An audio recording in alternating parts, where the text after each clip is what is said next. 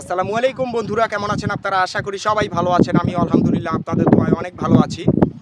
তো আজ আমি চলে আসছি ফরিদপুরের সেই বিখ্যাত ৩৮ দাগ চরে। এটি একটি চর, আমি যেখানটায় দাঁড়িয়ে আছি এটার নামই মূলত ৩৮ দাগ চর। আমার বাঁ পাশে হচ্ছে সরিষা ক্ষেত, আমার পেছনটাতেও দেখতে পাচ্ছেন সরিষা ক্ষেত, এবং আমার ডান পাশে পদ্মা নদী।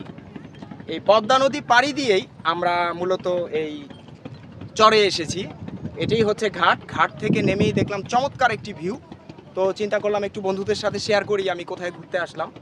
তো আমার টিচারের এখানে একটি বাসা আছে, উনি মূলত শহরে থাকে। তো ওনার সাথেই আমি মূলত এসেছি, যে উনি আমাকে বললো যে চলো চর থেকে ঘুরে আসি। চরে শীতকালের খুব আবহাওয়াটা খুব সুন্দর, তোমরা তো শহরে থাকো, তোমরা এই আবহাওয়াটা পাবে না, বা এই চমৎকার দৃশ্য যদি দেখতে চাও তাহলে আমাদের চরে যাও। তো বললাম ঠিক আছে স্যার, চলেন যাই। তো এখানে এসে দেখলাম না, আসলেই ঘাট থেকে নামার পরেই দেখলাম যে আসলে সরিষা ক্ষেত। আমি এই বছর মূলত আমি সরিষা ক্ষেত আমার চোখে পড়ে নাই। তো খুব ভালো লাগতেছে।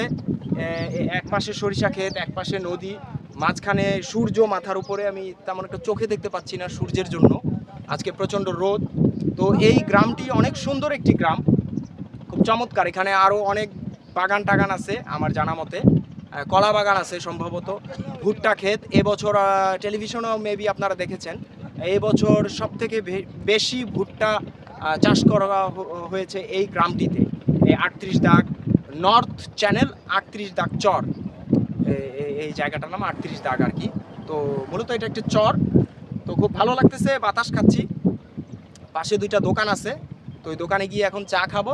তার আগে চিন্তা করলাম যে আপনাদের সাথে একটু শেয়ার করি। আসলে সরিষা ক্ষেত খুব ভালো লাগতেছে, খুব চমৎকার লাগতেছে। এই যে আমি ওইখানটা থেকে আমি হেঁটে আসছি, এই জায়গাটা খুব সুন্দর।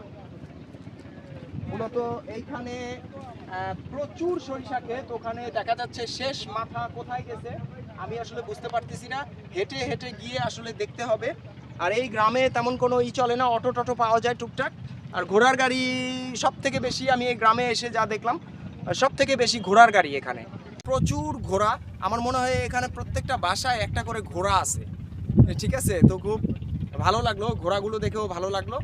তো এখানটাতেই দাঁড়ালাম, খুব বাতাস লাগতেছে। চিন্তা করলাম ট্রলারে জার্নি করে আসছি, মানুষজন ছিল, এই ট্রলার ছাড়া তো আর এখানে আসারও কোনো রাস্তা নেই। তো আমি গতকালই এসেছিলাম, তো আজকে গ্রামে আসলাম।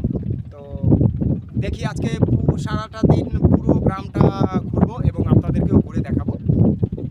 তো বন্ধুরা, সেই পর্যন্ত আমাদের সাথে থাকবেন। পুরো গ্রামটাতে কি কি আছে সম্পূর্ণ কিছু আপনাদেরকে আমি ঘুরে দেখাবো ইনশাল্লাহ। এখন এই পর্যন্তই, এখনকার মতো বিদায় নিচ্ছি।